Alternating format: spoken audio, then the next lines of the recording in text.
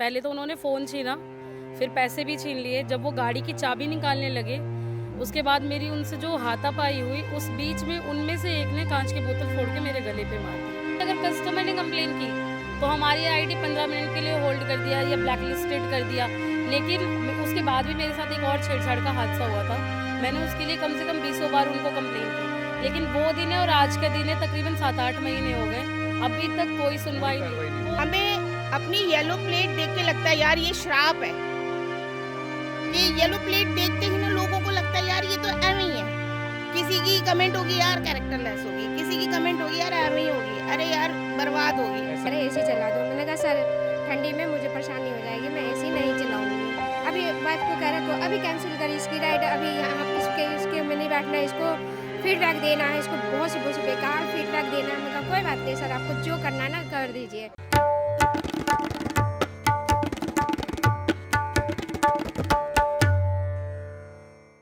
नमस्कार, the red mic में आपका स्वागत है। मैं हूं संकेत उपाध्याय। आप जानते हैं कि जो ऐप बेस्ड वर्कर्स होते हैं, यानी कि अगली बार आपको एकदम से कुछ मंगवाने का मन किया, फ़र्ज़ कीजिए टूथपेस्ट ख़त्म हो गया घर में, आपने फ़ोन उठाया, ज़ेप्टो या ब्लिंकिट पे डाला, 10 मिनट में वो घर चला आया। या फिर आपने स्विगी या जोमेटो से कुछ खाना मंगवाया। ये सब छोड़िए, गाड़ी ख़राब हो गई या फिर गाड़ी है ही नहीं, उबर और ओला की आपने टैक्सी मंगवा ली।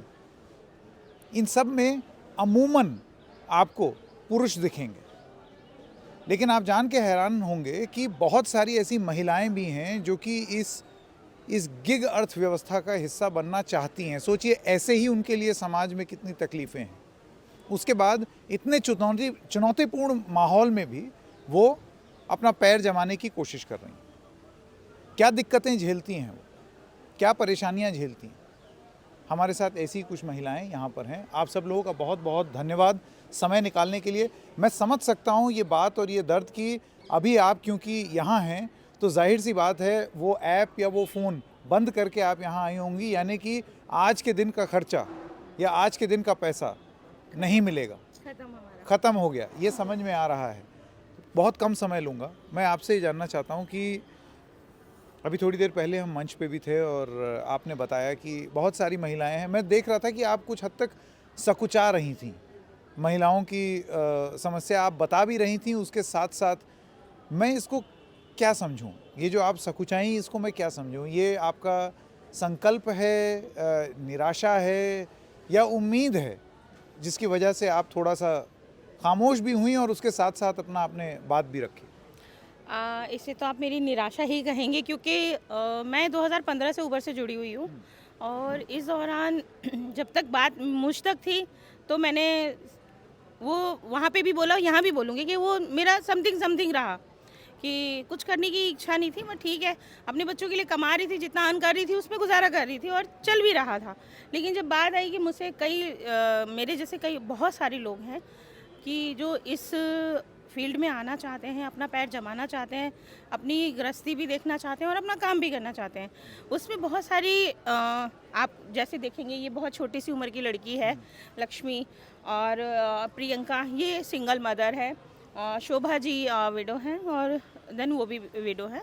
तो बहुत सारी ऐसी फैमिलीज़ हैं जो कि इस फील्ड में एक अपनी फैमिली को देखते हुए अपनी फैमिली की केयर करते हुए, अपने सारे घर का काम करते हुए इस फील्ड में आई हैं और करना चाहती हैं बहुत अच्छे से।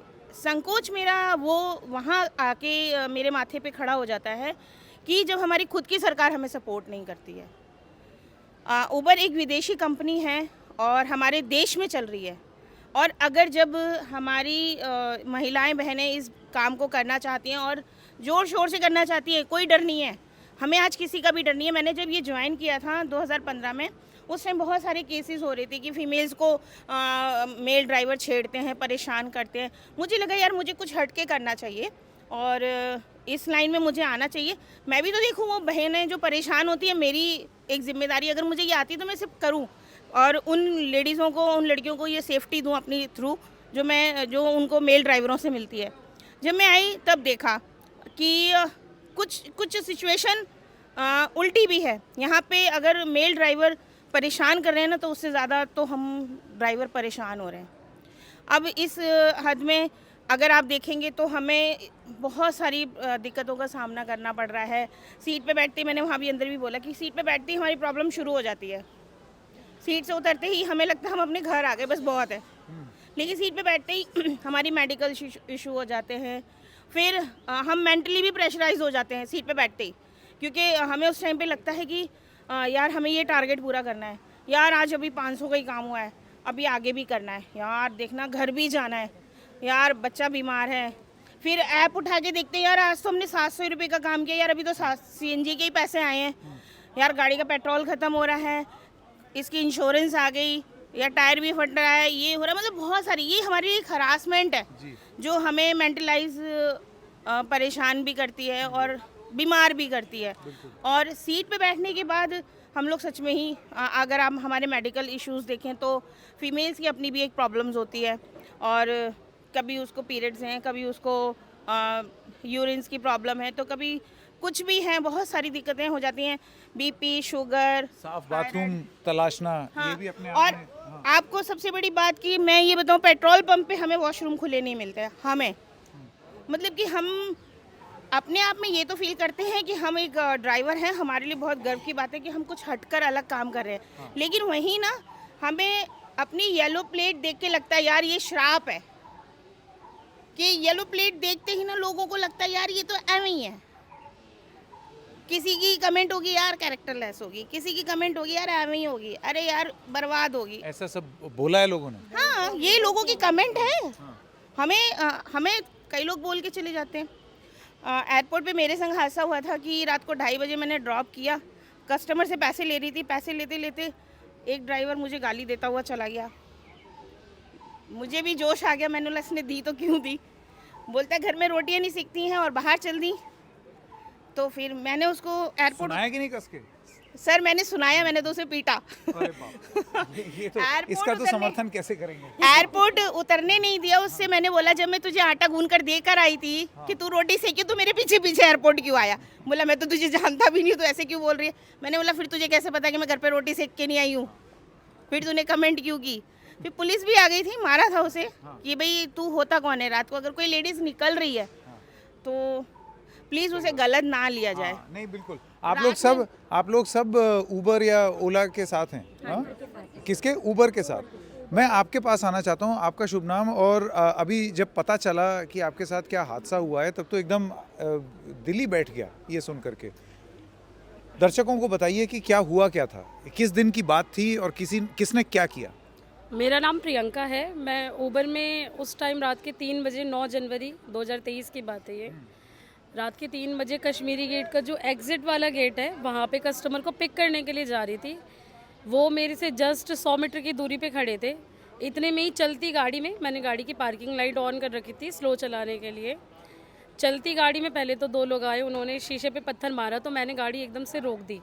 उसके बाद वो आगे आ गए। पहले तो उन्होंने फ़ोन छीना, फिर पैसे भी छीन लिए। जब वो गाड़ी की चाबी निकालने लगे उसके बाद मेरी उनसे जो हाथापाई हुई, उस बीच में उनमें से एक ने कांच की बोतल फोड़ के मेरे गले पे मार दी। ये जो आपके गले पे हाँ निशान जी, है, ये जो वही- मेरे गले पे निशान है ये पूरा उसी का है। और काफ़ी टाइम तक ये, मतलब अभी भी मुझे लगता है कि ये अभी तक हील नहीं हुआ है अच्छे से। उसके बाद में भी जब मैंने पुलिस वालों को कॉल किया, जबकि वो 100 मीटर की 200 मीटर की दूरी पे ही रहते हैं 30,000 वाले रूट पे, उन्होंने तकरीबन सुबह 4 बजे आए। वो एम्बुलेंस को कॉल किया, उनका कोई रिस्पॉन्स नहीं आया। उसके बाद भी एक बस वाले ने मेरी हेल्प की उतर के कि भाई इसको ज़्यादा सीरियस है, बहुत ज़्यादा ब्लीडिंग हो रही है, गले में बोतल लगी हुई है, और बोतल भी मेरे गले में टूटी हुई थी। उसके बाद में जब उस बस वाले ने बहुत ज़्यादा फोर्स किया, बार बार कॉल किया पुलिस वाले को, ये हादसा मेरे साथ सुबह के 3 बजे हुई, लेकिन पुलिस वाले आते हैं 4 बजे। उसके बाद भी वो आ रहे हैं, गाड़ी को चेक कर रहे हैं, जबकि मैंने बहुत उनसे बोला भी कि मुझे पहले हॉस्पिटल लेके चलिए। मतलब वो देख रहे हैं कि आपको कांच लगा हुआ है। फिर भी वो गाड़ी चेक कर रहे वो गाड़ी चेक कर रहे थे कि क्या हुआ है, कहाँ पे चोट लगी है। मैंने कहा सर गाड़ी आप छोड़िए, पहले मुझे हॉस्पिटल लेके चलिए।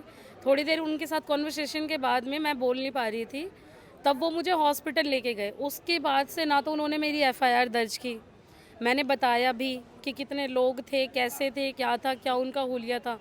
वो दिन है और आज 1 साल से भी ज़्यादा का टाइम हो गया है।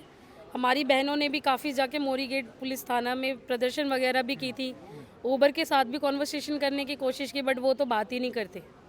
काफ़ी सबसे न्यू बड़ी बात ये सर अभी तक जो मैंने आपको कहा ना कि हमारी सरकार कुछ सुनना ही नहीं चाहती है। उन्होंने तो वो गांधी जी के बंदर तीन वो तब थे, वो अब उस पर काम कर रहे हैं। मैं ये सबके लिए बोलना चाहूँगी, मैं नहीं कहूँगी कि इसमें बीजेपी राइट है या आम पार्टी राइट है या कांग्रेस राइट है। तीनों ही हमारे लिए बेकार है, क्योंकि जब हमारी कहीं सुनवाई नहीं है ना, तो मैं ये बिल्कुल खुलेआम बोलना चाहूँगी कि हमारे लिए सब बेकार है। ना मोदी जी हमारी सुन रहे हैं। अब मोदी जी कहते हैं पढ़ाओ बेटी पढ़ाओ, लेकिन ऐसा कुछ हो नहीं रहा है। ये सिंगल मदर है, इसके आगे 3 बच्चे हैं, लेकिन उसकी अभी तक ऊबर से 1 रुपए की भी हेल्प नहीं हुई है सर। इस प्रकरण के बाद हाँ जी, पुलिस स्टेशन जाते तो वो यही बोलते कि मैम कार्रवाई करेंगे, एसएचओ से बात करेंगे, आपको बुला लिया जाएगा। जितनी बार भी गए हम खुद गए, आज तक भी कभी पुलिस स्टेशन से कोई कॉल आया, ना किसी एसएचओ से कॉल आया, ना कभी ऊबर से ये पूछने के लिए कॉल आया कि आप ठीक है या क्या है क्या नहीं है। उन्होंने डिटेल मांगी, बैंक की डिटेल मांगी, वो भी दे दी। आज तक उनसे कोई 1 रुपए की हेल्प नहीं मिली। ना ही हमारी सरकार से। हम कोशिश पूरी करेंगे कि ये जो ऊबर टैक्सी है, सर्विस है, वो अगर ये वीडियो देख रहे हैं, ये वीडियो उन तक पहुंचाने का भी प्रयास करेंगे और उनको आपका दर्द ये बताएंगे, क्योंकि अगर इस तरीके के प्रकरण होंगे मैम, मैं आपसे जानना चाहता हूँ, तो फिर कैसे महिलाएं आगे आएंगी? फिर जो भी मकसद था, मैं समझ सकता हूँ ऊबर की तरफ से ये सोचा गया होगा कि महिलाओं को इस मुख्य धारा में लाना है, टैक्सी लाइन में लाना है, और उसके बाद अगर ये सब प्रकरण होंगे और मदद नहीं होगी जैसे कि आप कह रही हैं, तो फिर कैसे हौसला बुलंद होगा? जब से इसके साथ हादसा हुआ है तो लड़कियों ने तो नाइट में काम करना ही बंद कर दिया है। जहाँ अंधेरा होता है वो अपने घर निकल जाती है, सुबह निकलती हैं 6-7 बजे तक अपने घर चली जाती हैं, वो नाइट में करती नहीं है। जब हमारी सुनवाई कोई नहीं कर रहा ना, हमारे को कोई देख रहा, तो हम नाइट में क्यों काम करें? तो हम दिन में ही काम करते हैं, नाइट में करते ही नहीं। और आपको लगता है क्योंकि ये सुनवाई नहीं हुई, आप नाइट में काम नहीं कर रहे, तो फिर जो भी बॉस बैठा होगा अंदर उसको लगेगा ये तो काम ही नहीं करते, तो इनको जरा उससे कोई फर्क ही नहीं पड़ता सर। वो सबसे बड़ी बात आपने जैसे कहा कि उनको लग रहा है कि काम नहीं कर रहे, तो वो नहीं पूछते हैं कि आप काम क्यों नहीं कर रहे हैं, क्योंकि उन्हें अपना फॉल्ट पता है ना सर। जैसे प्रियंका का हम बात कर रहे हैं, जिक्र कर रहे हैं, प्रियंका के संग हादसा हुआ, एक्सीडेंट हुआ, इसकी पूरी डिटेल्स मैं आपको बताऊंगी। मैंने पूरा स्क्रीन रिकॉर्डर किया था वीडियो का। ऊबर ये करती है एक कि सेकंड। वो हमारी जो बैक डिटेल जो होती है, जो हम 4-5 साल से गाड़ी चला रहे हैं, वो डिलीट कर देते कि भाई ये तो काम ही नहीं करती थी। ये सबसे बड़ी प्रॉब्लम है। और एक तो प्रॉब्लम ये भी है कि अगर कस्टमर ने कंप्लेन की तो हमारी आईडी 15 मिनट के लिए होल्ड कर दिया या ब्लैक लिस्टेड कर दिया। लेकिन उसके बाद भी मेरे साथ एक और छेड़छाड़ का हादसा हुआ था, मैंने उसके लिए कम से कम 20 बार उनको कंप्लेन की, लेकिन वो दिन है और आज का दिन है, तकरीबन 7-8 महीने हो गए, अभी तक कोई सुनवाई नहीं, कोई कार्रवाई। मैं आपसे जानना चाहता हूँ आपका शुभ नाम और आपका अनुभव क्या रहा है? सर मेरा नाम शिवानी है, और सर जैसे दीदी ने बोला है, मैं भी पहले नाइट में चलाती थी। जब से प्रियंका के साथ हादसा हुआ है, मैं मॉर्निंग में 5 बजे निकलती हूँ और 3 बजे घर चली जाती हूँ। कि सर डर सा लगता है, कल उसके साथ हुआ, क्या पता मेरे साथ भी हो, क्योंकि इस लाइन में लड़कियाँ सेफ नहीं है। अगर ऊबर की तरफ से हमें कोई भी हेल्प नहीं मिलता, कुछ नहीं मिलता सर हमें, तो इसलिए मैं चाहता हूं कि अगर आप एक आधा चीज़ बताएं, कोई ऐसा ग्राहक जो कि आपको हमेशा याद रहेगा उसके ख़राब बर्ताव की वजह से, और कोई ऐसा ग्राहक जो कि आपको हमेशा याद रहेगा उसके अच्छे बर्ताव के लिए, क्योंकि मैं नहीं मानता कि सारे लोग ख़राब हैं, है ना? ऐसा बिल्कुल नहीं। एक बराबर नहीं हाँ, अब मैं आपसे पूछना चाहता हूँ आपका शुभ नाम? मेरा नाम नीलम शर्मा है जी। और मैं 5 साल से ऊबर चला रही हूँ। हाँ, कौन सी गाड़ी ऊबर में? मेरी वैगनारी है, वैगनर। हाँ, तो मैं दिन में ही चलाती हूँ और नाइट में अपने बच्चों के साथ ही रहती हूँ। अच्छा। सिंगल मदर हूँ, हाँ, 3 बच्चे, तो मैं नाइट में अपना घर में ही रहती हूँ। हाँ। तो सर एक जैसे आपने बोला जो सब खराब नहीं होते, तो एक खराब भी याद है हाँ। और एक अच्छे भी बहुत है। दोनों के बारे में बताइए। सर एक जो बुरा जो है, एक तो ये जो है जो लोकेशन कहते हैं जो आपकी गली में है तो आप गली में आओ। सर वो गली में चली भी जाती हूँ तो फिर मैं उसको लेके जाती हूँ तो कहते क्या, अब ठंडी के टाइम में कहते एसी चला दो। मैं आया हूँ भाग भाग के, तो मुझे पसीना चल रहा है या उसे बीपी हाई हो पता नहीं, लेकिन वो कह रहे एसी चला दो। मैंने कहा सर ठंडी में मुझे परेशानी हो जाएगी, मैं एसी नहीं चलाऊँगी। आपको तो गर्मी लग रही होगी तो कोई बात नहीं, आप कोट उतार दो, आपको गर्मी में शांत हो जाएगी। तो कहने लगे नहीं तुम्हारा कंप्लेन करेंगे, ये करेंगे वो करेंगे। ऐसे मैंने बोलने लगे। अभी वाइफ को कह रहे तो अभी कैंसिल कर इसकी राइड, अभी यहाँ इसके में नहीं बैठना है, इसको फीडबैक देना है, इसको बहुत से बेकार फीडबैक देना है। मैं कहा कोई बात नहीं सर, आपको जो करना है ना कर दीजिए, कोई बात नहीं है। मैं उसे बहुत अच्छे से पेश आती रही। जब मैं उनको उतारने लगी तो फिर उन्होंने ना पैसा कम दिया। तो फिर मैंने बोला कोई बात नहीं है सर, जो आप इतना बोले हैं ना, मैंने कुछ नहीं बोला। कह रहे जो इतना मैंने 3-4 रुपये कम थे। मैंने कहा सर आप इतना पैसा कम दे रहे हैं, मैं अपनी जेब से कहाँ से भरूंगी, किराए की गाड़ी है और मैं अकेली कमाने वाली हूँ। ऐसे 2 लोग करते रहेंगे, लोग 2-4 रुपये बढ़ा के देते हैं और आप 2-4 रुपये घटा के दे रहे हैं। कह रहे तुमने एसी नहीं चलाया, ये नहीं किया, वो नहीं किया, तुम्हारे पैसे भी नहीं दूंगा मैं, ऐसे करोगी।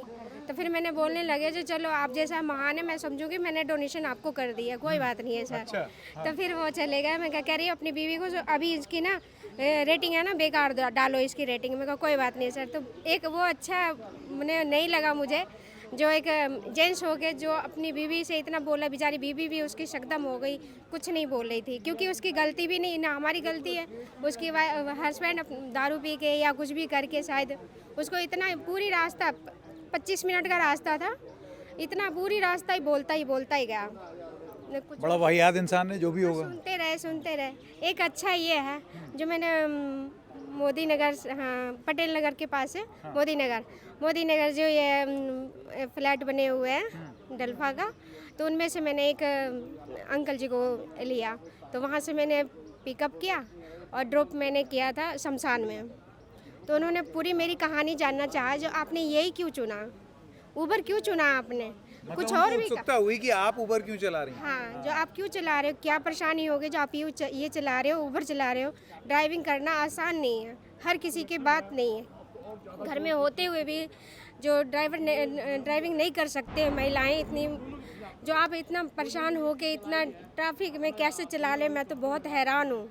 फिर यही कहने लगे जो सर मुसीबत है ना सब कुछ करा देता है, जो मुसीबत है कि लड़ना सिखा देता है, हिम्मत देता है, हौसला देता है। तो सर वही पूरी रास्ता मेरी कहानी हो जानने की कोशिश कर, पूरी रास्ता बहुत अच्छा लगा। और फिर जब उनकी डेस्टिनेशन पे पहुंचाने के बाद उन्होंने फिर पूछा जो आपका फेयर कितना बना, फिर मैंने दिखाया उनको इतना फेयर बना। उन्होंने 2000 रुपये निकाल के उन्होंने दिया, 354 रुपये बनते थे और उन्होंने 2000 रुपये मुझे निकाल के दिए। देखिए ये बात आपको हमेशा याद रहेगी। बुरे लोग भी याद रहते हैं, लेकिन उसके साथ साथ कुछ अच्छे लोग हैं, उनको भी याद करना बहुत ज़रूरी है। लेकिन बहरहाल यहाँ पर जो बात हो रही है वो है कंपनी, किस तरीके का माहौल। तो मैं आपसे ये जानना चाहता हूँ कि इन कठिन परिस्थितियों में भी आपको लगता है कि छोड़ा ना जाए और रह करके कंपनी से भी सवाल पूछे जाएं और एक ऐसी स्थिति क्रिएट की जाए या उत्पन्न की जाए जिसमें आपके लिए काम करने की जो कंडीशंस हैं वो बेहतर हों? दीदी बोलेंगी। अच्छा दीदी बोलिए। आपने जैसे कि कहा कि इसे छोड़ा भी ना जाए और पकड़ा भी नहीं जा रहा, तो उस पर मैं यही बोलना चाहूँगी कि अगर हम ऐसे सबको अपनी मनमानी करने देंगे तो फिर तो सारे ऐसे हो जाएंगे ना। बेहतर है ना कि उसका सामना करके हम उससे लड़ें और उसे उस लाइन पर लाएं जो सही है। अगर हम ये सोचते रह जाएंगे कि यार ये हमारे संग खराब कर रहा है, हम इसे छोड़ते हम कहीं और जाते हैं, तो ऑप्शन फिर ढूंढने के लिए हमें फिर उतना टाइम और देना पड़ेगा दूसरी कंपनी को या हम दूसरे उसमें। अब जैसे कि हमने ऊबर के कहने से अपनी खुद की कैब निकाली हैं, अब हम उसे कर रहे हैं। अगर हम ऊबर छोड़ते हैं तो हमारी कैब की किस्त कौन देगा? ये बताइए, आपको टैक्सी वगैरह आराम से मिलती है या उसमें भी दिक्कतें होती हैं? जैसे अगर खुद की कोई कैब अगर खरीदना चाहे। तो होती है सर, बहुत होती है। अभी जैसे मैं आर्टिका चला रही हूँ तो मैं उसका रेंट 30,000 रुपये पे कर रही हूँ, लेकिन उस 30,000 को कमाने के लिए 30,000 रुपये रेंट देना पड़ता है, प्लस जो पूरा मंथली का खर्चा है, मेरे फ्यूल का खर्चा है, वो सब कमाने के लिए मुझे तकरीबन 16 से 17 घंटे गाड़ी चलानी पड़ती है, क्योंकि एक तो बुकिंग नहीं मिलती और अगर छोटी बुकिंग उठाओ तो उनमें क्या मिलते हैं हमें 100 रुपये 80 रुपये। अब 100 रुपये 80 रुपये में तो अगर हम पूरे दिन भी काम करें ना, चाहे 17 घंटे भी करें, तो भी हम पूरा खर्चा नहीं निकाल सकते कि 1000 रुपये हम अपना निकालें, 1000 रुपये पूरे दिन फ्यूल का निकालें और 1000 रुपये रेंट का निकालें। मतलब 3000 रुपये कमाना तो ऐसा होता है कि 20 से 24 घंटे गाड़ी चलाओ। और अभी सिचुएशन मेरी यही है कि मैं दिन रात गाड़ी चलाती हूँ। मैं 2-3 दिन हो गए मुझे घर गए, क्योंकि अगर घर चली गई तो फिर मेरे से रेंट नहीं पे किया जाएगा। ये बड़े दुख की बात है, क्योंकि अब आप सोचिए ऐसे में, और एक दौर था जब उबर और ये सब जब गाड़ी आई थी तो इनमें किराया बहुत कम था, तो लोग अपनी काली पीली टैक्सी छोड़ करके ये सब करने लगे थे, और ड्राइवर्स को भी बड़ा नौकरी छोड़ के भी लोग आ गए थे इसमें। और महीने का 1 लाख रुपए कमा रहे थे, हमने सुना है। जिन्होंने सरकारी नौकरी करते थे वो छोड़ के ये उन्होंने अपनी गाड़ी और निकाली। अब नहीं कर पा अब नहीं, अब तो बचता ही नहीं है सर, बिल्कुल भी। अभी ड्राइवर की जो कंडीशन है ना वो ये है कि अगर मैंने आपको जैसे बताया कि 700 आ गए, चलो यार हमारी सीएनजी के पैसे आ गए, फिर 200 आ गए, चलो यार इसका पेट्रोल डलवा लेंगे, फिर लगता है कि 100 आ गए ना यार, चलो ठीक है, सस्ते रास्ते में सस्ती, हम जैसी लेडीज तो यही करती हैं सर। 5-5 किलोमीटर दूर की देते हैं कि 5 किलोमीटर पिक करने जाओ, उसके कोई पैसे नहीं, कोई पैसा नहीं। और बीच में अगर कैंसिल कर दिया, जैसे 3 किलोमीटर चले गए, 4 किलोमीटर चले गए, उसका कोई पैसा नहीं। ये बहुत गलत बात है। हमारी तो 1 किलोमीटर बस, लेकिन इसमें एक सिल्वर लाइनिंग जो मैं देखता हूँ और वो ये है कि मैं ये मान के चल सकता हूँ कि कुछ जो पुरुष ड्राइवर हैं ओला और उबर के, वो इतनी गंदी रखते हैं अपनी गाड़ी, इतनी गंदी जिसकी कोई हद नहीं, बदबू आ रही है, कांच टूटा हुआ है, गाड़ी चटक रही है। मैं पूरी तरीके से ये कल्पना कर सकता हूँ कि आप लोग अपनी गाड़ी जो है वो अच्छे से रखते होंगे। बिल्कुल, आप अभी लाइव देख सकते हैं, हमारी गाड़ी यहीं पे गुटखा वगैरह भी खाते रहते हैं वो ड्राइवर लोग। बहुत ही वाहियात गाड़ी, मन ही नहीं करता बैठने का। आप कभी मतलब मेरी आईडी से सर्च कीजिएगा तो मेरी ज़्यादातर कंप्लेन ये है कि मैं किसी भी कस्टमर को अपनी गाड़ी में स्मोक और गुटखा नहीं करने देती। उसके लिए तकरीबन 50 से भी ज़्यादा कंप्लेन है मेरे खिलाफ कि मैं उन्हें स्मोक नहीं करने देती, गुटखा नहीं खाने देती, कूड़ा नहीं फैलाने देती। भाई जब डस्टबिन रखा है तो आप डस्टबिन में डालो, और सीएनजी गाड़ी आग लग जाएगा, आप तो चले जाओगे, भुगतेंगे तो हम ना, और हम क्यों पीने दें, सीट जल जाती है। क्योंकि शुरू में तो हमने सोचा चलो कोई बात नहीं भाई पी लो, लेकिन लोग सीट जला देते हैं सर, सीट जला देते हैं दरवाजे के। अब इसका कोई क्या ही करे। अब आप देखिए, ये भी एक वास्तविकता है कि कंपनी से आप लड़ लीजिए, आप अपनी परिस्थितियों से लड़ लीजिए, अब इस टाइप की जहालत से कैसे लड़ेंगे, क्योंकि ऐसे भी लोग हैं। मैं आप लोगों को एक चीज़ दिखाना चाहूँगी, ये कस्टमर की रेटिंग है जो कि हमें मिली हुई है। आप देखेंगे, अगर इसे पढ़ेंगे तो मुझे तो यही लग रहा है कि ये अच्छा लिखा हुआ है। ये सारे हमें कस्टमर ने दिया हुआ है, लेकिन अब अगर हमने उन्हें सर्विस अच्छी दी है तभी तो उन्होंने ये हमें दिया है कमेंट। सही बात है। लेकिन उसके बावजूद भी हम नहीं कह सकते कंपनी हमारे लिए अच्छा कर रही है। मैं पूरी उम्मीद करूंगा कि ये वीडियो और ख़ास तौर से क्योंकि आप लोग सब उबर में ही टैक्सी चलाते हैं, ये उबर के पास पहुंचाएंगे ये वीडियो, और उबर को तो सर आपकी बात वहां पहुंचाना बहुत ज़रूरी है। जिस सिचुएशन से हम गुजर रहे हैं ना, शायद वो अगर उबर देखे तो उबर को भी रोना है, क्योंकि कस्टमरों का जो बिहेवियर होता है ना, कल रात की बात है, मैं नाइट में ड्यूटी चला रही थी, एक्सेल बुकिंग आई थी मेरे पास में, मैंने जब उन्हें किसी और को ड्रॉप करने के बाद कॉल किया तो मैंने उनसे बोला, पहले तो उन्होंने फ़ोन उठाते हुए उनको ये लगा कि मैं ड्राइवर नहीं हूँ, मैं कंपनी से बात कर रही हूँ, तो उन्होंने बोला कि मैंने कैब बुक की है और हमें कहीं और जाना है। उसके बाद मैंने बोला कि सर मैं ही ड्राइवर हूँ और मैं कैब चलाती हूँ। उन्होंने पहले तो बदतमीज़ी से बात की कि मैम हमें लेडी ड्राइवर के साथ में नहीं जाना। एक तो सबसे बड़ी प्रॉब्लम ये नहीं समझ में आती है कि अगर हम 7-8 लाख की गाड़ी लेके चल रहे हैं या 12 लाख की गाड़ी लेके चले तो इतना होश तो हमें भी है कि गाड़ी कैसे चलानी है। उसके बाद भी उनका ये बिहेवियर होता है कि हमें लेडीज़ के साथ में नहीं जाना। तो ये तो कोई सिचुएशन का हल नहीं है ना सर, क्योंकि पेट तो हमारा भी है, बच्चे तो हमें भी पाल ले ना, बच्चे तो हमें भी पाल ले। हमारे बच्चे उस बात से तो नहीं पलेंगे ना कि भाई लेडीज़ को ये चीज़ें नहीं करनी चाहिए। उन्होंने मतलब बदतमीज़ी से बात की और उसके बाद राइड कैंसिल कर दी। उसके बाद जब मैंने एक छोटी सी कंप्लेंट डाली उबर को मिसबिहेव का, उसका कोई रिप्लाई नहीं आया मेरे पास, अभी तक भी कोई रिप्लाई नहीं, कोई कॉल नहीं, कुछ नहीं। और अगर मेरी जगह अगर कस्टमर ने डाली होती ना तो वो तुरंत मेरी आईडी ब्लॉक कर देते। ये एक समस्या हमेशा रहती है। बहरहाल आप लोगों ने इतना समय दिया, इतनी बातें की, इसके लिए बहुत बहुत धन्यवाद। उम्मीद ये रहेगी कि इससे कुछ बदलाव हो, कुछ स्थिति सुधरे। बहुत बहुत धन्यवाद आपका समय देने के लिए। Thank you.